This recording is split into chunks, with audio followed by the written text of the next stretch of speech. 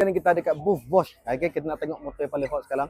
Sekarang ni memang zaman skuter tau. Kita ada Bosch SR450X yang terbaru. Kali ikutkan color ni kita bagi sebagai color indigo blue lah kot. Okay, so harga body dia baru 29,888 sahaja.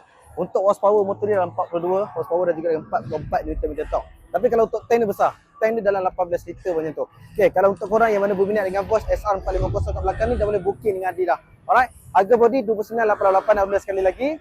Okay, motor ni kita tengok dekat bahagian tepi dia. Let's go. Nampak? Crash bar pun datang sekali. USD port pun ada. Single disc. Okay. Nampak dia punya bahagian button ni pun dah banyak ada. Dia ada throttle heater, dia ada seat heater dan sebagainya. Jom tengok bahagian belakang pula.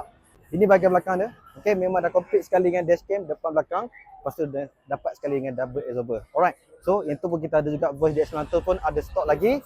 Okay. Untuk korang, Ali beritahu sekali lagi. Kalau untuk korang yang mana berminat dengan motor Bosch ke, motor QJ dan sebagainya, kita tengah launch ni, boleh masuk booking dulu yang mana tak ada stok lagi. Kalau ada ready stok nanti, korang dah boleh beli terus dengan ni, boleh apply loan ataupun boleh beli cash. Okay, kalau apa-apa nanti korang boleh PM terus Ali. Alright.